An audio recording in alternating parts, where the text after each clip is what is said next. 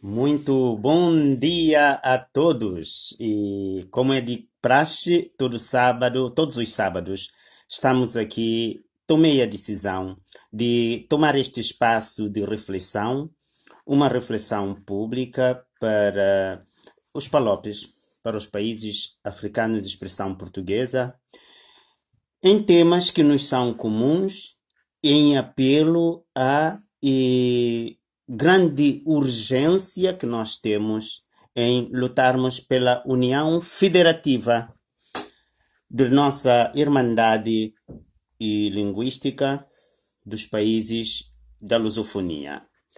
Antes de mais, eu queria que saboreássemos um tema que para mim é a morna mais linda que existe em Cabo Verde e que vamos passar a escutar.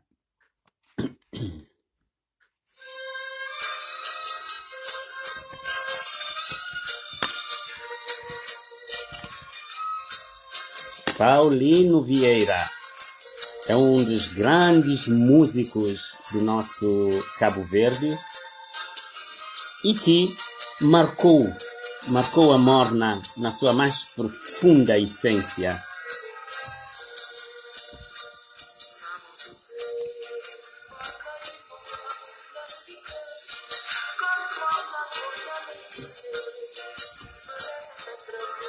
Entrem, nós entrem, nós partilha. Ninguém de São Tomé Cumplice, Nancy, Dinayo, entrem todos. Cabo-verdianos e cabo-verdianas, nós entra. Língua portuguesa é língua que está unindo. Não tem que unir volta de aquele precioso instrumento de comunicação que não tem, que é a língua portuguesa.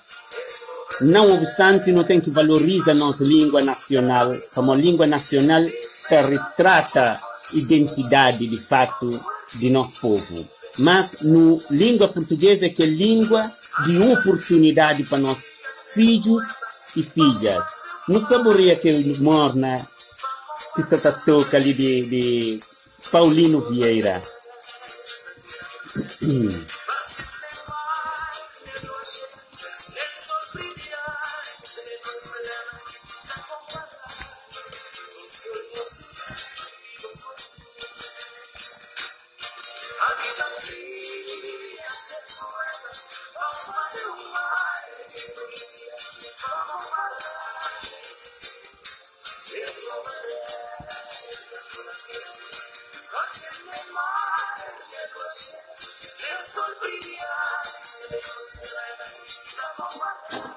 Que formosura desde o corpo,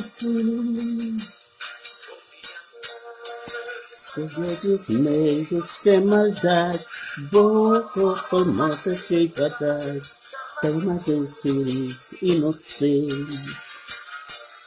Sorriso doce que te desperta em ambição, nem te propõe humilhação para conquistar o coração. Nós entra, nós partilha. Eu desmaiei sem maldade, boa cor formosa sem vaidade, formando esse sorriso inocente. Doce que desperta em ambição, nem te bastou de humilhação, que eu quero conquistar o coração. A minha queria ser poeta, para fazer um mar de poesia, para comparar.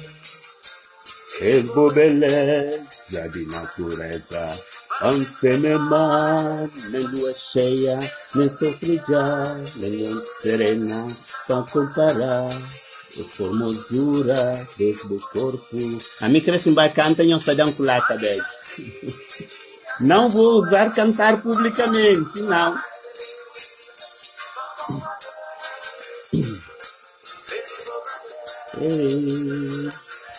Câncer de mar na lua cheia, nem sofria, nem noite serena, para comparar a formosura desde o corpo.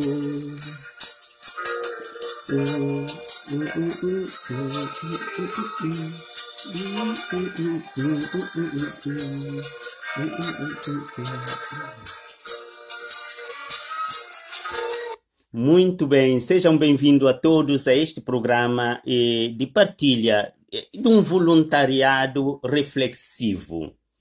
É evidente que tudo que eu digo é a convicção minha, mas que coloco interrogação para que os debates se façam.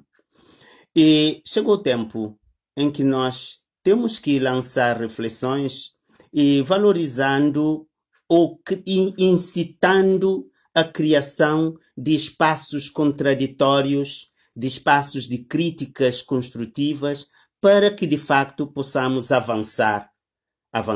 Claro, relativizando as nossas posições. O tema que eu vou hoje partilhar, meus caros amigos, é um tema que tem a ver com a relação das forças de ordem e segurança pública com os cidadãos, numa primeira parte, e uma segunda parte eu gostaria de abordar a problemática ou as questões, muitas vezes com certa problematização, da equidade de gênero, problema do gênero, que tem estado muito em voga ultimamente. Até que ponto estamos a correr bem dentro ou fora da estrada para combatermos este que nós todos somos consensualizados, que é uma situação a encontrar de facto uma solução. Meus caros, eu falo em língua portuguesa, eu sou cabo-verdiano e nascido em São Tomé e Príncipe. Meus pais são cabo-verdianos, de São Domingos e de Órgãos. E o falar em português é o falar nesta irmandade que nós temos e honrar a língua portuguesa que o passado histórico e atlântico trouxe-nos como fator de união de um povo que conquistou outro povo e uniu-lhes com um meio de comunicação comum e que criou depois um espaço de cooperação, de irmandade, mas também é a preocupação de incitar a unidade federativa dos países africanos de expressão ibérica. Ibérica, tendo em conta países portugueses e país espanhol da Guiné Equatorial. O problema de relação entre forças de ordem e segurança pública é um problema comum, é mundial, realmente é mundial. E no passado, nós aprendemos com o passado algumas práticas nefastas, práticas degradantes das relações entre autoridades e personalidades detentoras de autoridade pública sobre os cidadãos, que em nada dignificou os cidadãos. E hoje, num tempo pós-moderno, esta relação exige, de facto, uma visão coerente, ética e respeitadora da dignidade das pessoas, onde cada um sabe a sua função sem extrapolar, sem sair fora do âmbito que lhes compete a eles. Nós temos estado a viver nos nossos países africanos em geral e nos países dos PALOP uma relação entre as forças de ordem e segurança pública nada digna da integridade física e moral dos cidadãos. Primeiramente, a minha reflexão vai para a necessidade que os Estados têm em manter ordem e segurança pública, impor ordem e postura, exigir postura dos cidadãos, mas também dar a garantia de segurança e de bem-estar aos cidadãos.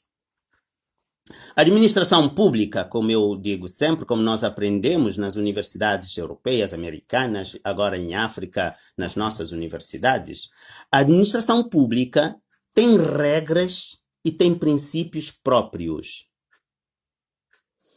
E é gerido por um código, que é o Código Administrativo, que gere as relações entre o Estado e a administração e os agentes do Estado, forças de ordem e segurança pública, polícias, e militares, agentes de paz, que têm um certo reconhecimento, agem munido de uma postura administrativa, porque estão a agir em nome do Estado. Estão a agir em nome do Estado. Eles são agentes do Estado. Então, eles têm regras e princípios que têm que cumprir. Que caso não cumpra essas regras e princípios, caem no incumprimento e caem um pouco nas questões, também levam-os à arbitrariedade e também acabam por provocar relações anárquicas, sem ordens, sem regras e no contacto com os cidadãos. Várias vezes tenho estado a constatar que as forças de ordens e segurança pública são mais emotivos do que racionais nas suas atividades. São mais parciais do que imparciais,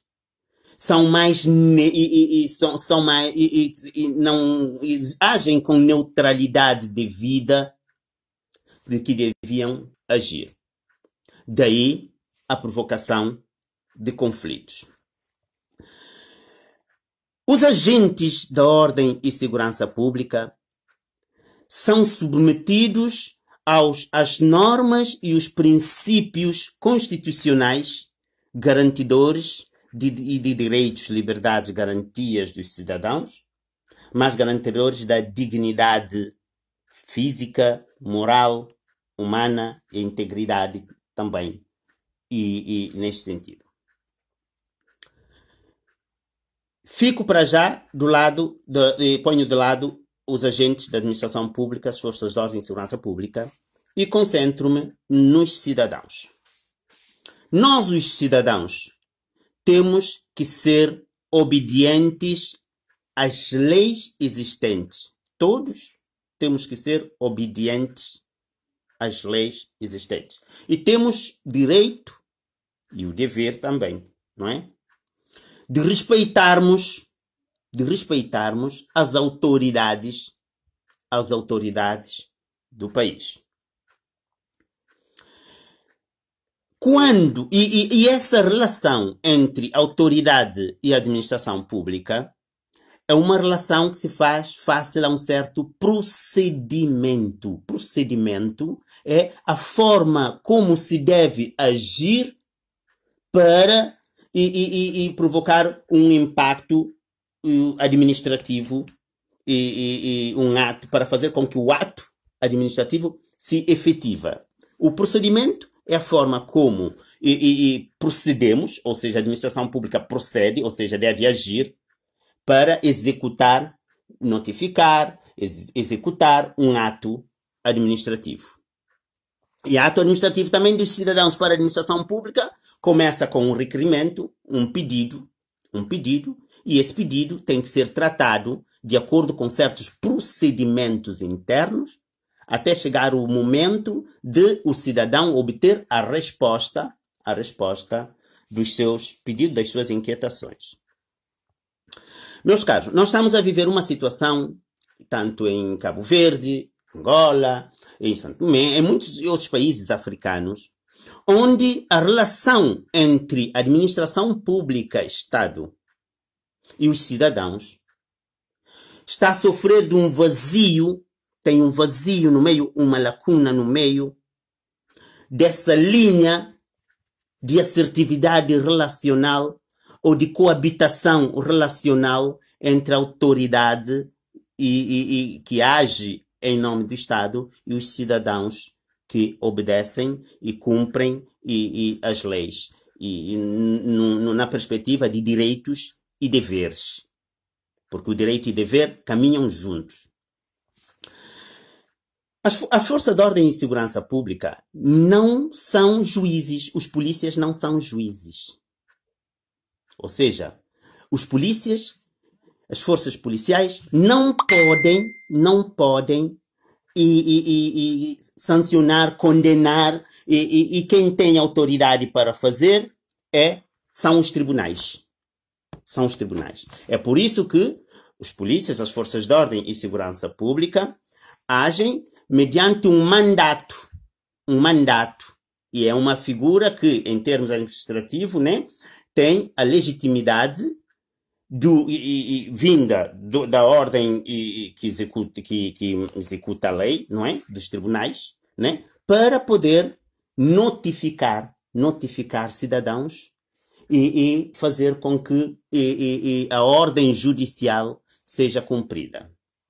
Há situações onde os polícias, por uma questão de mecanismo de salvaguarda do bem público, ou salvaguarda da integridade física, ou necessidade de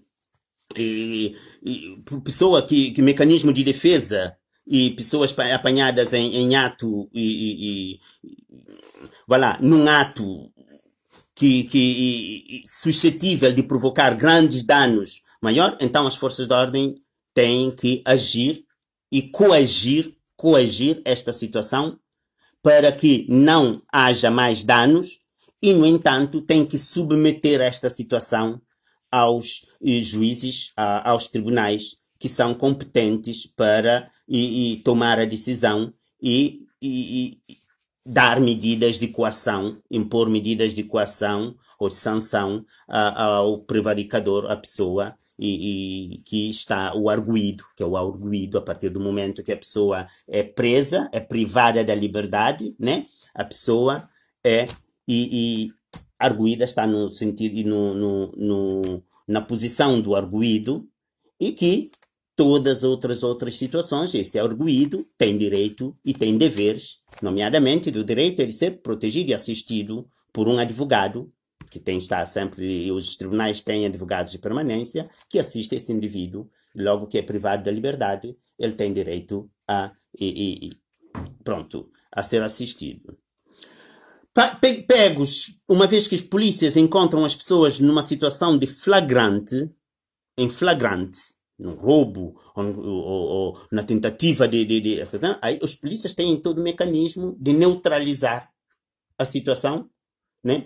Restabelecer o status quo, a situação de normalidade e submeter sempre aos tribunais. Os polícias não são juízes, por isso não tomam decisão, não sancionam, não agridem, se sofre na legítima defesa, somente na legítima defesa, em que justificável e com proporcionalidade e com certo nexo de causalidade, não é?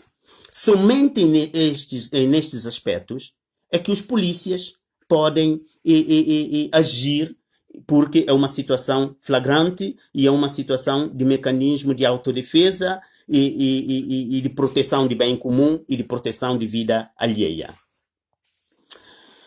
Então, o que está a passar nos nossos países africanos, em Cabo Verde e em outros lugares?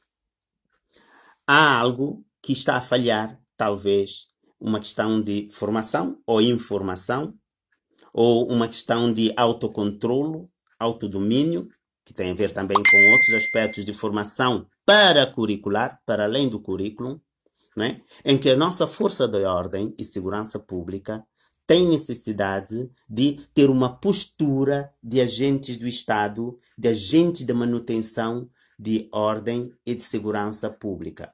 Os polícias nem sequer tinham que entrar em conflito com os cidadãos. Os cidadãos deviam sentir a segurança ao ver uma polícia. Uau! Agora estou à vontade porque a polícia está ali, então estou à vontade. Cidadãos não podem ter medo de polícia. Ver polícia ali muito perto e dizer: Ave Maria, olha como é que está. Olha aí, está aí a polícia. Olha, toma cuidado porque eles vão começar a implicar-se conosco agora. Não, os polícias não são leões. Não devem ser leões que atacam. Os polícias são pessoas com uma certa integridade, com uma certa postura. De facto, nós temos visto grandes esforços na melhoria do exercício da segurança e de ordem nacional. Mas, por outro lado, há algo que está a falhar. Será da parte de polícias, forças de ordem e segurança pública, que devem ser mais trabalhados e mais estruturados em termos de seleção ver questões psicotécnicas, ver questões de saúde mental, analisar profundamente questões comportamentais dos executores e dos intervenientes na ordem de segurança pública. Será algo destes domínios que estará a faltar? Ou é da parte da população que, dada políticas transversais, pública e social, está a deixar algum espaço, alguma lacuna em termos de educação cívica, educação moral, de educação em casa, educação do respeito, do caráter, de necessidade de considerar o outro e de respeito e obediência à lei. Onde é que está o problema? Evidentemente, é um motivo de reflexão profunda. É um motivo de... Porque aqui neste momento somos todos responsáveis. Nós os cidadãos, todos, forças da ordem e segurança pública, o governo, e sociedade civil organizada, somos todos responsáveis aqui. Porque não se consegue indicar o dedo, no caso da nossa realidade africana, porque a própria política pública e social não leva em consideração todos os aspectos transversais das necessidades e dos cidadãos para uma realização plena. Quando as administrações públicas não fazem corretamente o seu trabalho, quando a falta de sentido de justiça e de tratamento justo, de atuação segundo regras de valores do bem, de bondade e de justiça, não está presente, o que é que provoca? Não há paz social. A paz social não existe sem o sentimento de justiça. Vários são os casos que depois eu tenho a impressão que a sociedade civil, que é detentores de vontade política do governo, ficam pasmados que não sabem que nós estamos a investir tanto na formação, há tanto tempo estamos a acompanhar as críticas vindas da sociedade civil e cada vez que vem a crítica estamos a construir mais estruturas, estamos a formar mais pessoas, estamos a aumentar o número de intervenientes. Afinal, o que é que se está a passar? É o que os governos perguntam. Há algo aqui que é preciso mudar. Há algo aqui que é preciso mudar. Primeiramente, é uma mudança generalizada de uma mentalidade. Porque se não temos uma mentalidade, uma consciência da realidade nacional, em que as nossas práticas, as nossas ações internas nos países, é vinda de experiências de fora para dentro, isto é uma das grandes dificuldades, porque depois não há impacto, não provoca mudança. Porque vimos com as práticas lá de fora, nos países que já tiveram desenvolvimento industrial, desenvolvimento econômico, nível de vida, onde os cidadãos têm que sobra para sobreviver, para viverem e darem, não é? Trazendo essas práticas para internamente, sem irmos ao encontro dos aspectos socioeconômico, cultural do país e aplicarmos valores, não vamos ter impacto. Ou seja, vamos cair naquilo que eu disse outro dia, em que um dos grandes humanistas francês, né, eles são muitos que, infelizmente, eu tenho a impressão que a França não valorizou os seus humanistas, né? Quando eu falo de Pierre Bourdieu, eu falo de Edgar Morin, eu falo de Jacques Salomé, que disse uma frase, il faut pas, ce n'est pas la peine de changer le système se l'on ne change pas la mentalité.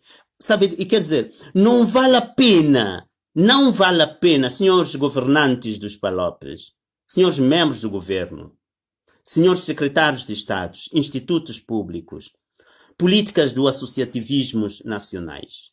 Não vale a pena nós mudarmos o sistema, aumentarmos, criarmos grandes centros de segurança e global, eu estou a parafrasear o grande ato do governo, que eu depois vou parabenizar no fim, não é? Não vale a pena aumentar os números de efetivos se de facto não mudarmos a mentalidade e não adaptarmos, não pormos o pé no chão e vermos a nossa realidade e como trabalhar a realidade que temos para levarmos ao progresso e desenvolvimento. Não vai, não casa, não dá. Mentimos-nos a nós mesmos.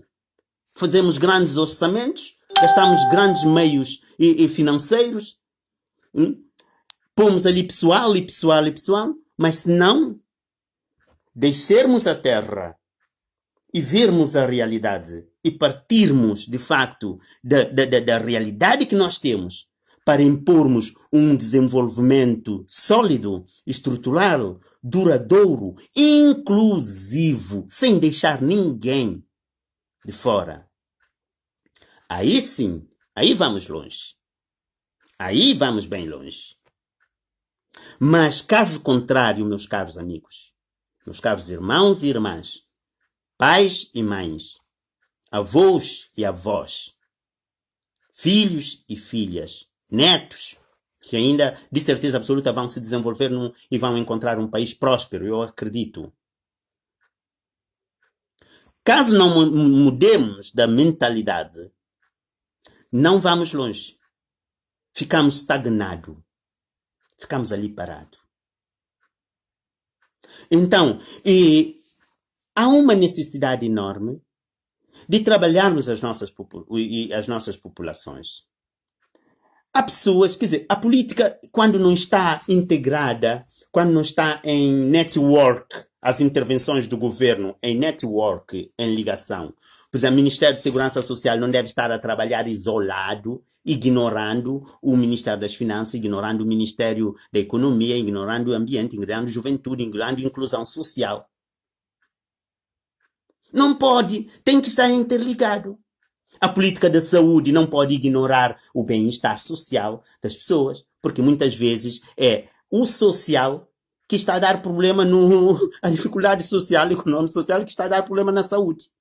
Porque basta as pessoas não comerem, não viver, não terem higiene, não terem acesso a condições básicas para terem problema da saúde. Então, quer dizer, temos que mudar a nossa postura, meus caros. Meus caros, a forma como estamos isolados, pendurados numa relação externa que não nos identifica, está a ser um dos problemas graves no nosso desenvolvimento e naquele conceito estruturado, sólido, sustentabilizado de desenvolvimento. Estamos a ter estas dificuldades por causa disto. Daí a minha luta sem cessar pela União Federativa dos Países Africanos da Língua Portuguesa ou dos países africanos da língua ibérica. Temos irmão Guiné Equatorial, de certeza absoluta, de braços abertos para abraçar a causa. Unidade com Angola, com Moçambique, com Guiné-Bissau, com Cabo Verde. 5 países capazes de mostrar exemplo da unidade da federação para cooperarem em termos de proteção, de experiência, verem como as forças de ordem e segurança pública são irmãos, têm que estar próximos. Eu tiro o chapéu a muitas das ações, a muita vontade, de facto, que esses governos têm em melhorar a situação da segurança, da relação entre forças de ordem e de segurança pública. Mas que, infelizmente, não há, quer dizer, todas as ações estão a passar ao lado. Não está a provocar mudança. As ações devem provocar mudança e levar à autonomia das pessoas. Autonomia transversal das pessoas. Se não estamos numa situação de sempre repetir problemas ad eterno, eternamente. Meus caros amigos, é momento, é muito doloroso. Por exemplo, as forças de ordem e segurança pública sabem que não podem invadir propriedades privadas. No caso de uma situação de delinquência, só têm que localizar o endereço da pessoa. A ação decorre no tribunal. O tribunal, uma vez decidindo, aí sim, pode-se executar. É um mandato oficial de um órgão soberano que faz justiça em nome do povo. A justiça é em nome do povo, da nação. Nação é povo. No sentido sociológico do termo, nação é o povo. A justiça, ela é feita em nome do povo. Não é feita em nome de senhora juíza que faz assim.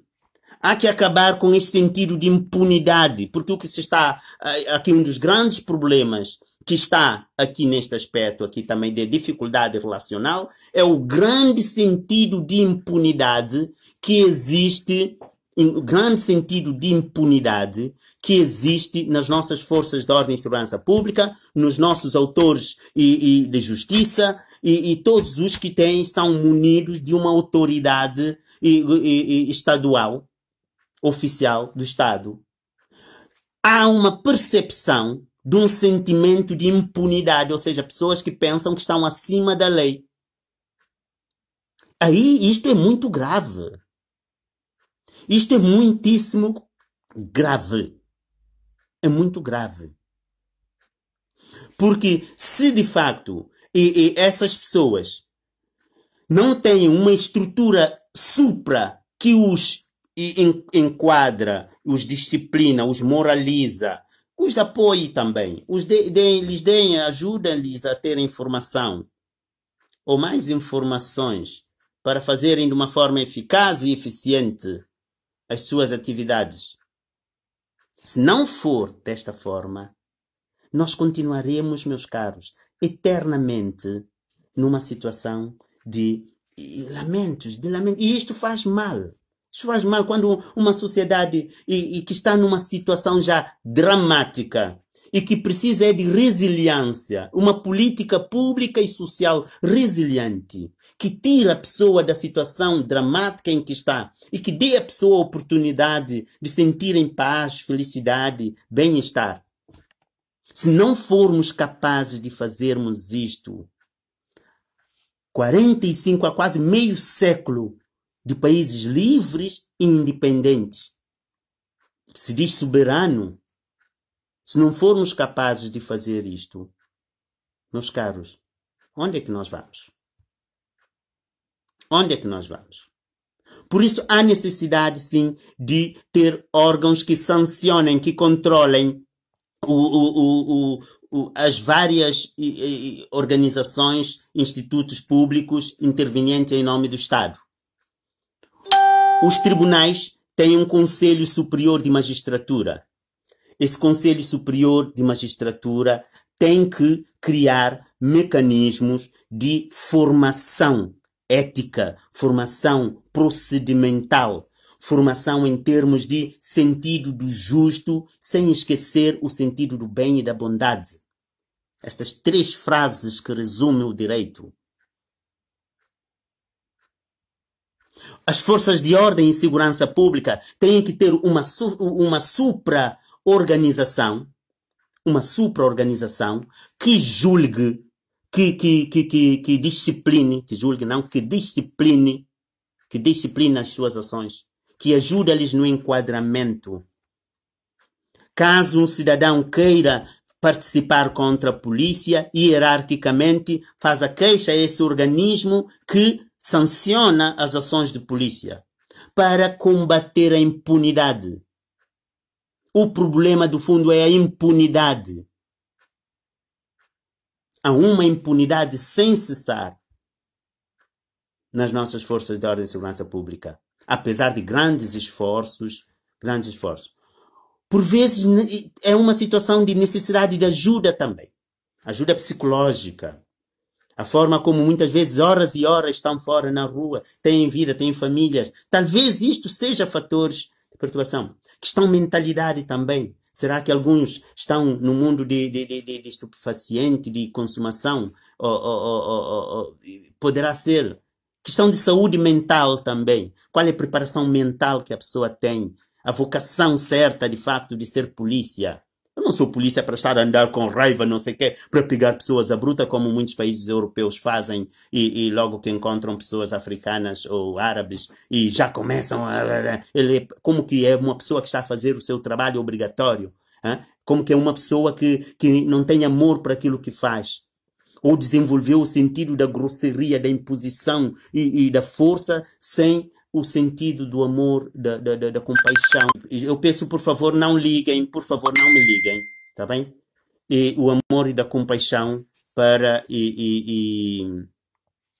para com o próximo, para com o próximo. Há que parar estas situações. Há que acalmar estas águas, porque senão nós não vamos longe.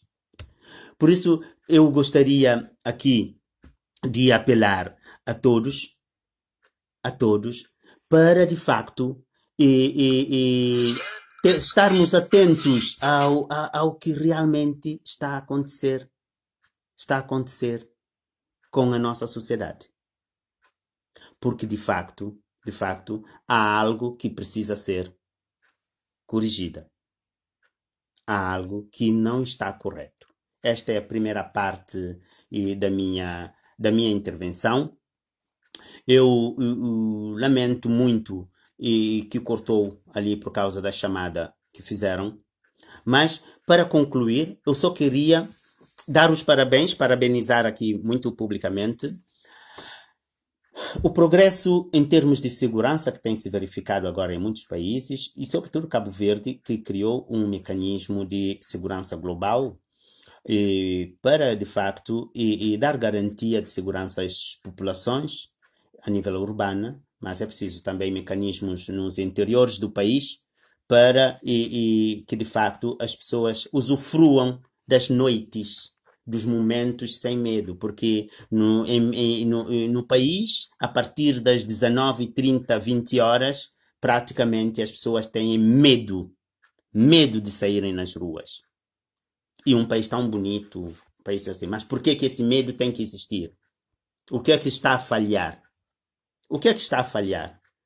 Os nossos assessores, os nossos diretores gerais, por favor, dinamizem diálogo, porque essa transversalidade, união, encontro entre os diretores gerais é um desafio que eu lanço aos países dos PALOP, a Cabo Verde, não é? Encontro dos diretores gerais, porque os diretores gerais muitas vezes são mais importantes em termos de ação do que o próprio ministro e o secretário de Estado.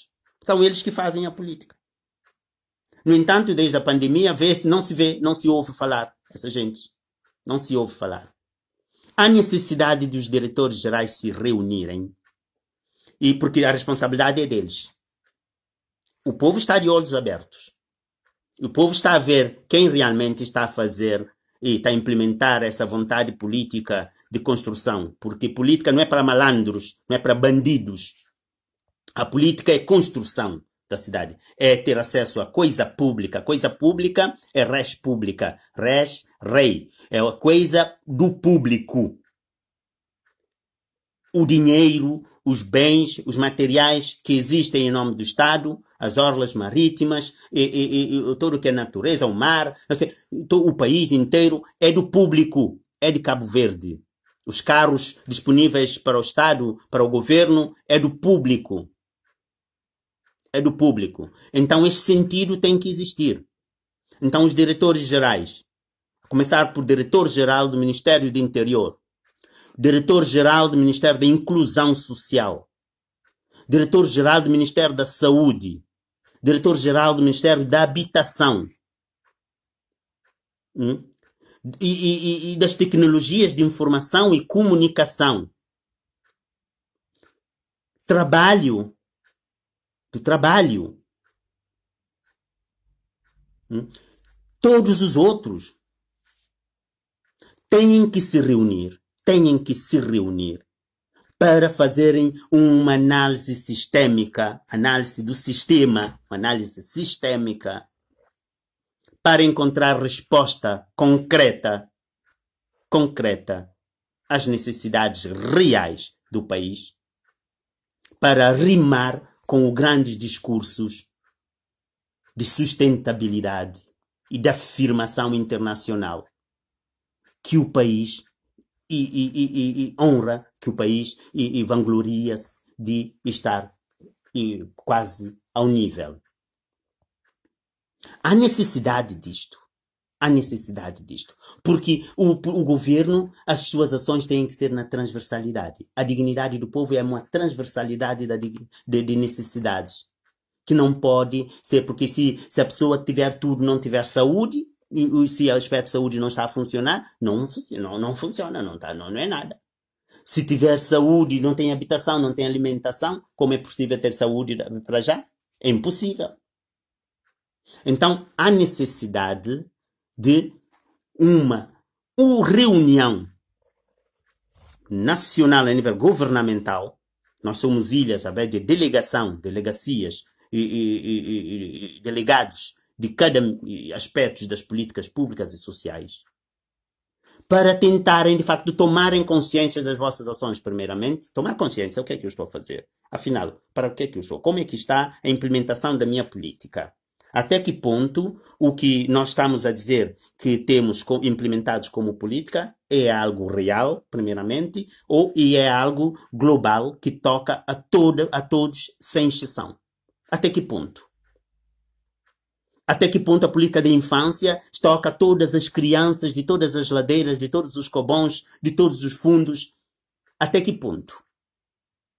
Até que ponto a política da juventude vai ao encontro desses jovens, muitos deles nos bairros, aqueles bairros conotados com bairros delinquentes, que por vezes são bairros vítimas dos vícios implementados no governo, do vício de inação, vício de excluir pessoas e nas pretensões. Muitas vezes. Então o governo não é partido. Tirar este mito da cabeça aos diretores gerais. Pensem isto. Os senhores não são do partido, os senhores não são partidocráticos. Os senhores são detentores de uma missão nobre do Estado para servir o bem comum. O bem e a paz, a felicidade do povo. Porque senão, nós estamos a viver situações tristes. Há dias, cada dia aparece um episódio e depois as pessoas começam a dizer, mas afinal, a diáspora diz, não, eu não vou mais para Cabo Verde, eu não vou mais para Angola, eu não vou mais para Santo Tomé, porque afinal essa gente são assim, pedem tanto dinheiro, desculpa-se tanta dívida, pede-se tanto dinheiro, dá-se tanto dinheiro, desculpa-se tantas dívidas. Onde é a implementação? E um dos questionamentos que eu gostaria de fazer a todos os países do PALOP aqui, não é? E aos diretores gerais, que são os executores implementadores número 1 da política. Porque o governo pensa, os diretores gerais, ao mesmo tempo que pensam com o governo, eles são canais para onde toda implementação, toda vontade escura para serem implementadas. Ao longo da pandemia, desde março, fevereiro, houve confinamento, então muitos trabalhos nos ministérios não funcionaram. Automaticamente o orçamento diário destes dias, né, que era destinado a isto, ficou sólido. Onde é que foi? Como é que se pode reunir e reforçar a capacidade interventiva dos agentes que estão no terreno, de forma a irem localizar ou criarem meios para que as pessoas possam sair das suas casas e baterem a porta nos lugares chaves e pedirem auxílio que necessitarem, que precisarem? Ou fomentarem outros tipos de atividades e geradoras de lucro para que as pessoas possam sobressair e encontrar a realização. Fica este desafio nesta primeira parte da minha intervenção. Antes de eu passar para o segundo tema, ponho uma música para podermos fazer a pausa e tentarmos relaxar um pouco. Como sabem, eu não tenho capacidade técnica de fazer montagens, então tem que ser assim. Eu espero que estejam a ouvir esta música muito linda, do Hildo Lobo.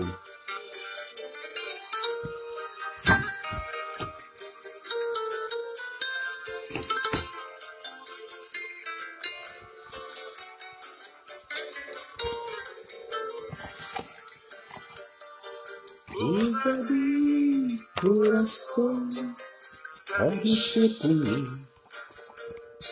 E que a felicidade, e que a tristeza,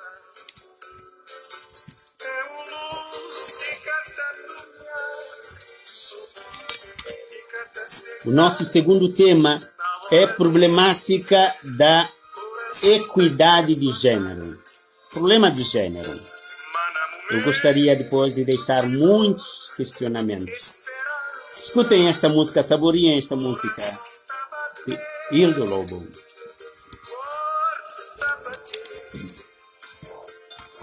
dentro de mim é vulcão apaixonado. A tonto da recomeçar,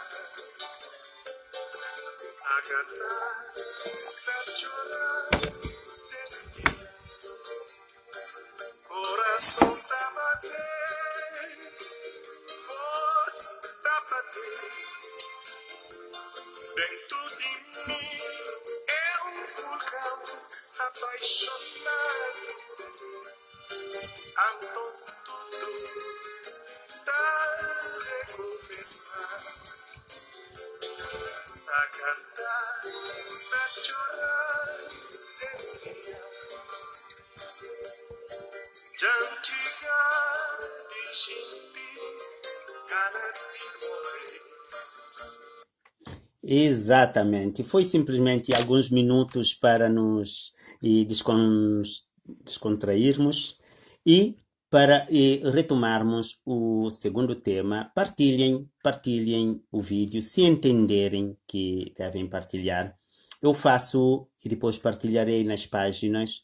E o que eu partilho é a minha convicção, é a minha opinião e é a forma como eu gostaria um dia de coordenar o funcionamento do meu país, onde não existam pessoas a sofrerem pela negligência ou pela inação do Estado, dos governos, não é? E sim. E depois, a forma como eu entamarei todos os esforços para, de facto, posicionar Cabo Verde, posicionar a CPLP, os PALOP, face ao CPLP, face à CEDEAO, face à União Africana, e depois dar a minha colaboração a esses países africanos também, porque após a descolonização só conheceram guerra, fome, miséria, apesar de serem países extremamente ricos. E é nessa perspectiva que eu estou a compartilhar com todos e até o momento em que eu oficializar a minha candidatura presidencial. A problemática do gênero. Meus caros amigos, o que eu vou falar é a minha opinião e é a convicção que eu tenho e a pista que muitas vezes vai chocar talvez algumas pessoas. Ao falarmos do gênero, falamos do gênero masculino e feminino. De homem, que em grego dizem gyne, ou se não pode-se ler gyne, e da mulher, no caso da mulher, que é gyne, que vem da palavra ginecologia. As mulheres dizem, eu estou a ir para o meu ginecólogo. O ginecólogo é aquele que vai estudar mulher. Pronto, muitas vezes nós conotamos com a vagina como seja aspecto de ginecologia, mas não, é toda mulher em si. Mulher, gine. E ao falarmos do homem varão, vamos falar dos androgênio, não é? Homem, varão, andros, do grego também vem do andros, que é o grego. E então, para internacionalmente, com a antropologia surgiu precisamente para estudarem o ser humano, antropologia. Então, essa palavra antropologia, que também vem do grego, que é anthropos, antropon, antropo, anthropos, que é homem e mulher. Os homens, antropologia mete homem e mulher de dentro. Então, é por isso humano, ser humano, e então eu queria desenvolver o conceito de ser humano. O ser humano são seres humanos, quando dizemos os seres humanos, estamos a referir a homem e estamos a referir a mulher também, como humanos, do gênero. Os seres humanos são seres de dois gêneros, masculinos e feminino. Masculino e feminino. Então, a problemática do gênero está a surgir ultimamente porque descurou-se um pouco daquilo que desde 1945, com a criação de Nações Unidas, criaram para harmonizar esta situação de valorização da pessoa, dos seres humanos, dos direitos e deveres, das garantias e das proteções, né? Criou o que se chamou direitos humanos. Os direitos humanos são os direitos para os humanos. E os humanos, homem, mulher. E depois dizem assim, direito dos homens. Os direitos humanos são também direito dos homens. Em plural, quando se diz homens, este conceito que surgiu trouxe uma certa ambiguidade que confundiu muitas pessoas. Porque quando falamos do homem, quando falamos dos homens, está no ponto de vista de antropologia, que é estudo dos homens, do ser humano, do humano, não é? E estamos a referir homem e mulher. Estamos a referir efetivamente os dois gêneros, masculino e feminino, os direitos dos homens. Os homens são iguais. E por isso que eles escreveram na lei, dizendo: todos os homens são iguais perante a lei. Ou seja, este conceito de todos os homens são iguais perante a lei é um conceito antropológico. Antropologia, que é o estudo dos homens, dos humanos. Aí inclui homem e mulher. Ou seja, a Carta das Nações Unidas, dos direitos, meteu homem e mulher no mesmo grau, no mesmo patamar de consideração, de valorização, de proteção, de acesso aos bens e serviços, de igualdade, de oportunidade e de chance. A Carta das Nações Unidas fez isto. Então, mas por que agora surgiu este problema do gênero? E notem bem que após as Cartas das Nações Unidas, com o surgimento dos Estados independentes, né? Cada Estado foi tendo a sua Constituição da República. A Constituição da República é a lei magna, a grande lei do país. Na pirâmide das leis está no topo a Constituição da República. Ou seja, nenhuma lei pode violar a Constituição da República. E na Constituição da República de todos os países ditos democráticos, que é o Estado de direitos, deveres, liberdades e garantias dos cidadãos,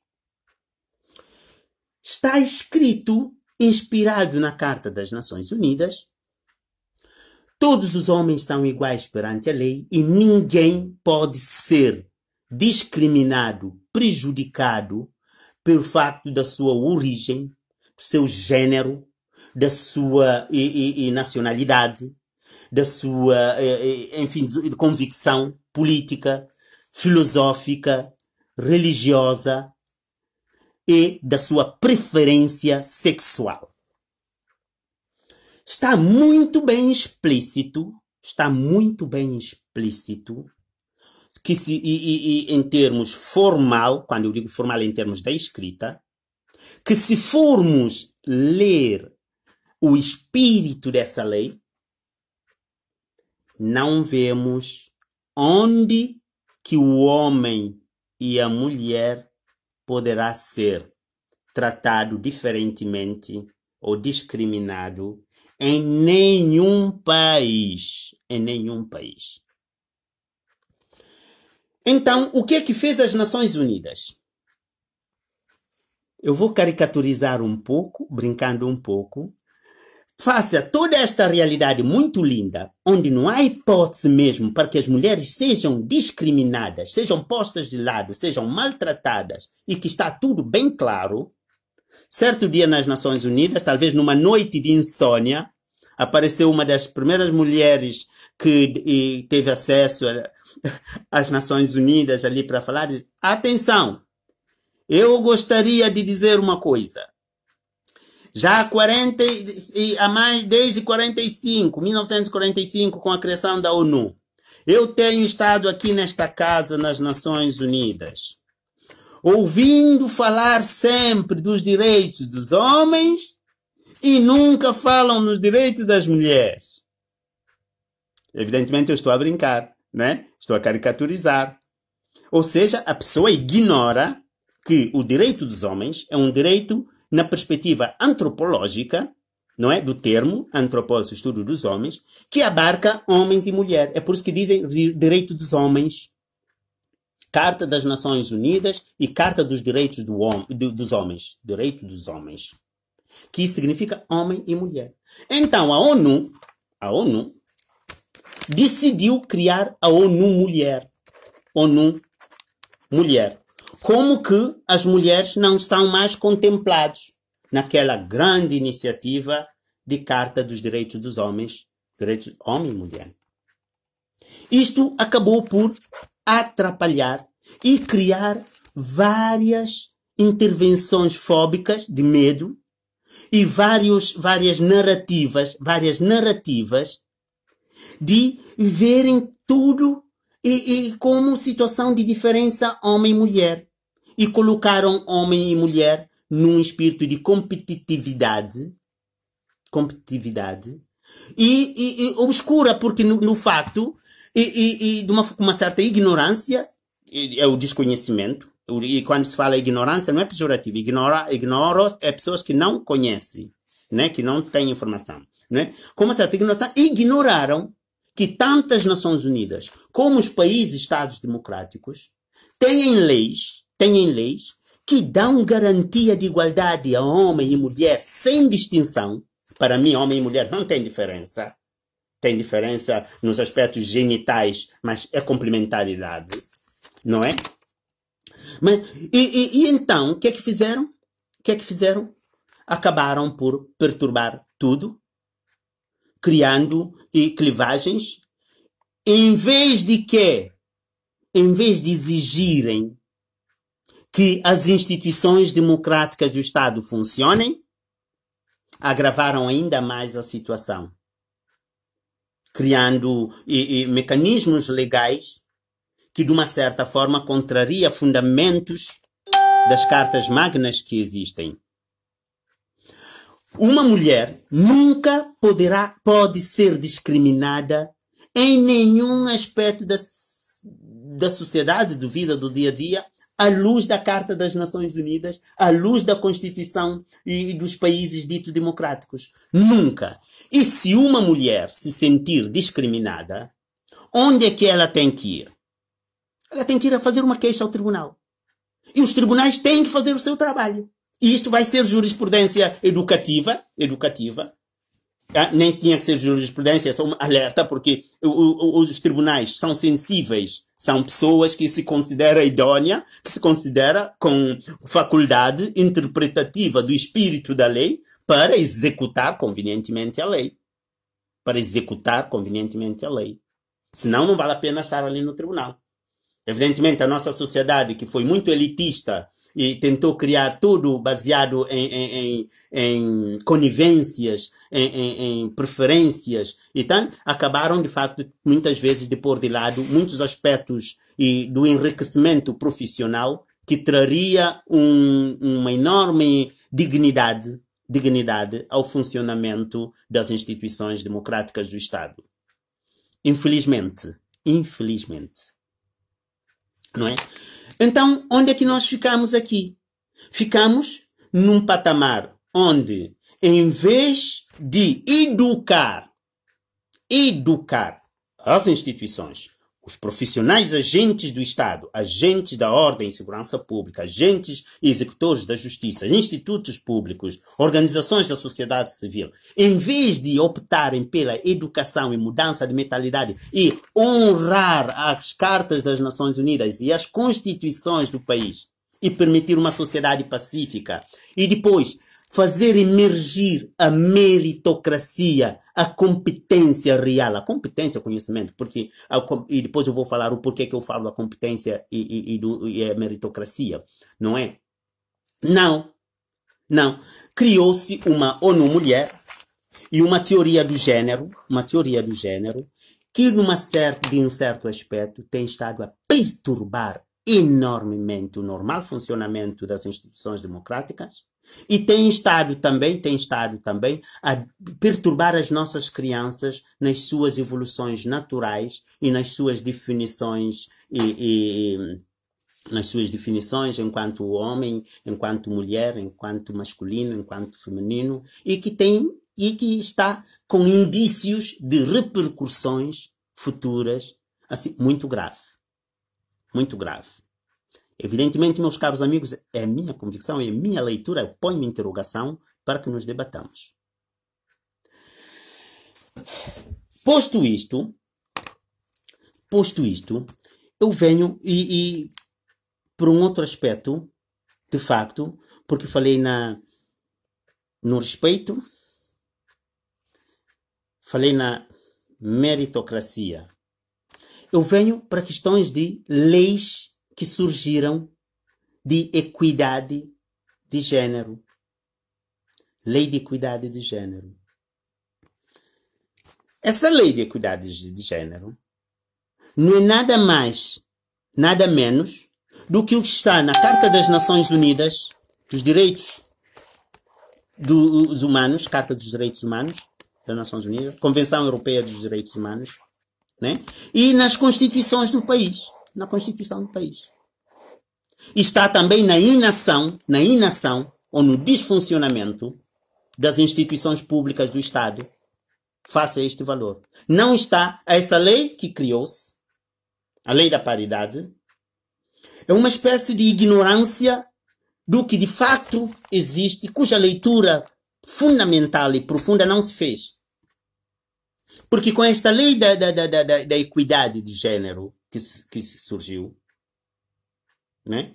Porque essa equidade tinha que ser equidade intrínseca, equidade natural, porque a mulher é igual ao homem, a mulher vai para a mesma universidade, então tem que dar prova de competência, e se faz concursos, se o acesso é pelo concurso, o concurso tem os seus pré-requisitos, homem e mulher, com mesmos requisitos, acedem a esse concurso, e o acesso à funcionalidade, né, é de quem dar prova de que possui esse conhecimento, que possui este socle básico, esta base exigida para aceder a esse serviço. Quer homem, quer mulher, mas baseada na competência, no caráter, na integridade, e evidentemente estes testes têm que ser testes com aspectos curriculares, da currícula, né? Curriculares, né? Mas também com aspectos paracurricular, o aspecto que vai para além do currículo, ou seja, eu tenho o meu currículo acadêmico, né? As várias licenciaturas que eu fiz, as várias formações que eu fiz, então, ponho, é meu currículo, né? Mas eu não sei colocar no meu currículo, na minha candidatura, talvez a carta de motivação, pode retratar um pouco, mas eu não sei mostrar o meu caráter, meu profissionalismo, a minha integridade moral, física, a minha capacidade altruística, não é? O meu amor ao próximo, à humanidade. Não consigo demonstrar ali. Daí que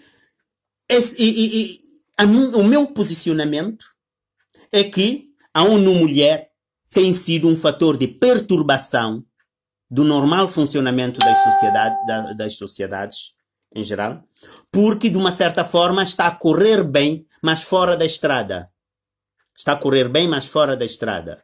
Porque ignorou aquilo que existe no mais íntegro, que são os direitos fundamentais, direitos humanos, não é? Que em vez de gastarem dinheiro, muito se gasta com esta história da União Mulher e nas organizações nos Estados.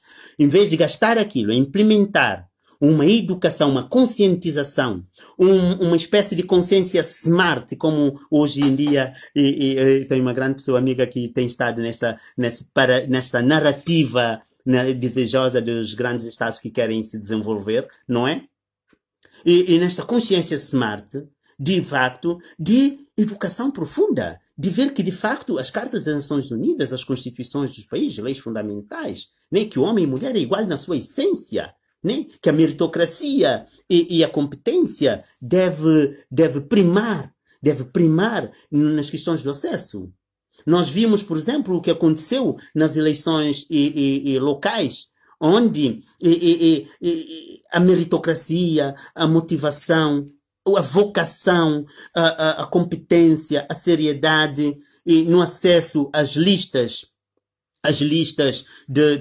das candidaturas ficaram afetadas, porque artificializaram uma espécie de equidade, que no fundo não é equidade, não é nada, porque acaba por trazer mais mal do que bem. E essa equidade tem que ser natural. Natural. Faz-se através de competência, através de seleção de competências. Ou seja, dá-se oportunidade a todos de apresentarem candidatura. Então, se tem um número que é um número clausus, um número reservado para homens, há que se fazer concurso no meio dos homens para escolher a competência própria adequada. E se é o número clausus dedicado à mulher, há que fazer concurso para que todas as mulheres, não só aquelas elitezinhas, porque vê-se que as organizações e defesa das mulheres de igualdade de gênero, essas coisas, são todas elitistas. Não levam nem sequer mulheres de ladeiras que com lenha na cabeça vão para a escola, vão apanhar lenha, vão trabalhar no campo, mas vão para a escola trabalhar, vão para o restaurante trabalhar, vão lavar roupa, vão limpar a casa de banho das pessoas para fazerem curso de medicina, de filosofia, de todo o resto, não é? Não se dá oportunidade a essas mulheres de serem iguais nos géneros. Aí que está o problema. Há que banir este conceito ou há que reajustar este conceito. E se agora os homens decidirem criar ONU andrógeno, ONU homem, ONU homens? Não faz sentido. E a ONU para onde é que vai? Agora mesmo, se formos criar, assim como as mulheres criaram ONU, Nações Unidas, essas senhoras criaram ONU Mulher. E se agora os homens decidirem criar ONU Homens? Já fugia desse valor antropológico, deste valor de unidade, deste valor congregador, deste valor moral intrínseco, deste valor natural. Onde é que vamos? Onde é que vamos? De repente, as estatísticas dos nossos países viram discriminação das mulheres em todos os lugares, em todos os lugares, em todos os lugares. Em vez de se empenharem na sensibilização às instituições, de porem em prática os princípios, de fazerem a leitura do espírito da Carta das Nações Unidas e da Constituição da República do país.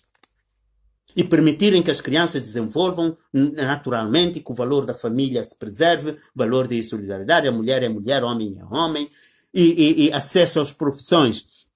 As mulheres, os homens têm direito de aceder a todo e qualquer tipo de profissão em igualdade de circunstâncias. A mulher, pura e simplesmente, pode não escolher uma determinada profissão porque não fisicamente ou psicologicamente não vai. Não dá. Se nós repararmos os nossos líderes, Amílcar Cabral, Patrício Lubumba, Agostinho Neto, e A própria alda do Espírito Santo no meio desses homens todos. Não precisou desta questão assim. O Sankara, Tomás Sankara, se formos ver, as mulheres e os homens combatiam lado a lado. As mulheres e os homens, os seus discursos eram de dignidade homem e mulher. Não aceitavam sequer um homem a desprezar a sua mulher. Essa desigualdade homem e mulher existe na vida familiar, no pequeno micro familiar que existe. E aí é falta de educação de muitos homens. E os homens têm que ser responsabilizados por isso, têm que ser trabalhados. Esta igualdade não está na desfiguração do Estado de Direito, dos princípios fundamentais, da dignidade da pessoa humana, na sua globalidade. E as instituições democráticas têm que funcionar. Os agentes da administração pública têm que ser formados quanto a estes valores. Os presidentes das câmaras municipais, né? Os dos institutos públicos, né? As comissões várias que existem, né? A integralidade da sociedade civil organizada tem que estar, de facto, ciente destes valores, não permitir os desfuncionamentos. Nós vimos hoje que fala-se há uma realidade muito grave, que é o racismo, de facto, que existe, tanto nos países africanos, das pequenas elites e de algumas ilhas, ainda influência das corinhas, dos cores dos cabelos e tal, e lá fora, do racismo existente entre negros e brancos e árabes, e tão profunda. Deixa-se passar este verdadeiro combate que se deve fazer. Este verdadeiro combate não está a ser feito. Esse verdadeiro combate está a ser escamotado tudo para homem, igualdade, homem e mulher, que no fundo é é fantasma.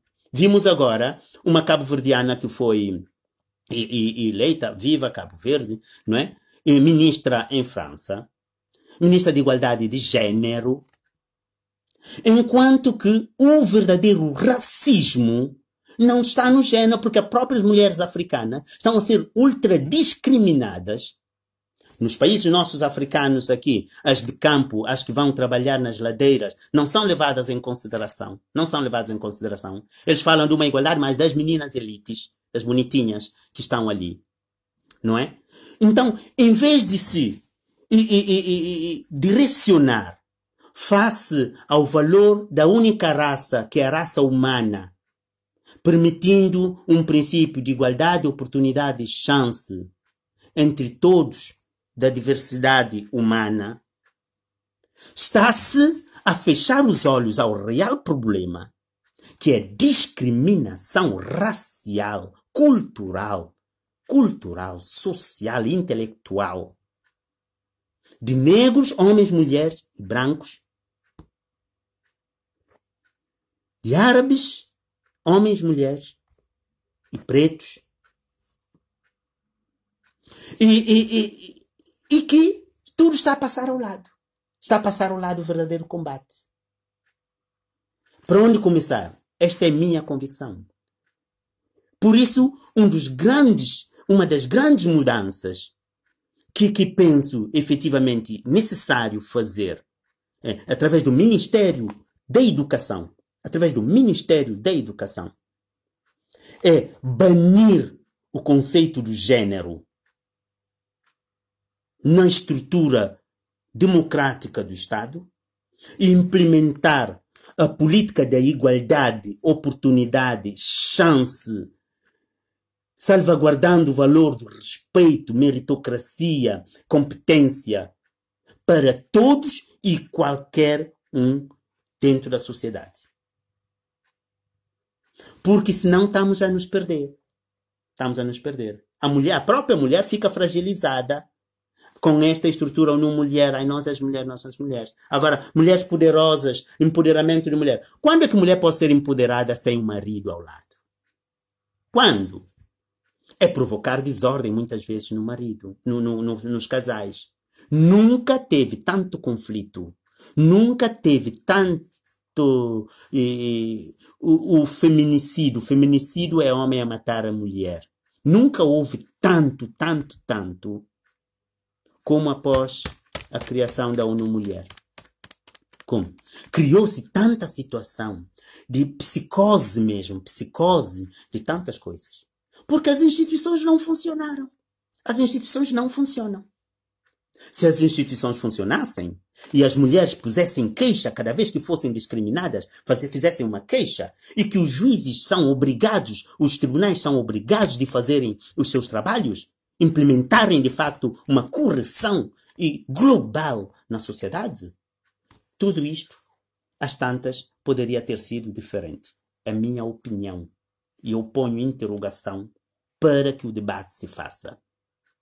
Meus caros amigos, sem querer prolongar mais, eu agradeço o vosso acompanhamento e espero que compreendam a minha posição, que é uma posição de uma pessoa que está a fazer o seu caminho para legitimar uma candidatura presidencial do meu país, tendo em vista a necessidade da união dos nossos países, para o combate profundo da precariedade que nós estamos a viver há quase meio século.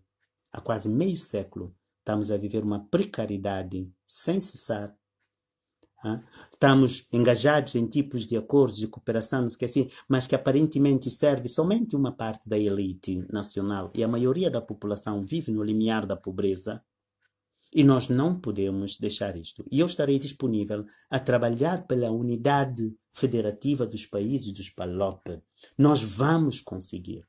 Nós vamos conseguir. Eu acredito piamente. Esta é minha arma. Este é meu combate. Que é de entamar diálogo. Já comecei a solicitar audiência. Vou começar pela Guiné Equatorial.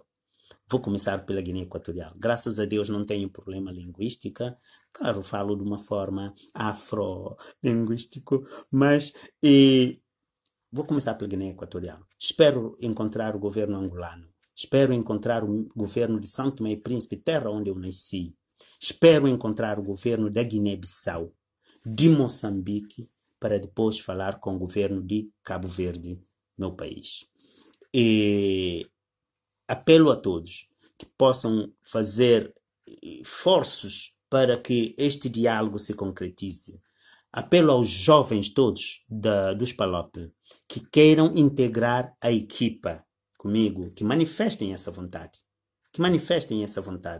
De facto, de unirmos, criarmos este laço. Pode ser pequeno, mas um dia isto será uma realidade. Eu acredito, porque é a única porta de mudança que nós temos. Para finalizar, o dia 19 é o dia em que eu vou fazer os possíveis para organizar esta consensualização, esta reunião de facto de institucionalização, ou seja, do diálogo de subsídios para ao menos lançar o tema de necessidade de institucionalização federativa dos países africanos da língua oficial portuguesa. Esta federação não está no patamar político ainda, não vai estar, mas é só criar vincar, assim como o CPLP existe, assim como o CDAO existe, assim como o A existe, nós vamos criar a unidade dos países de expressão portuguesa. Grato pelo vosso acompanhamento. Estamos juntos e um bom fim de semana para todos e que haja a convivialidade e a solidariedade entre os seres humanos. Muito obrigado.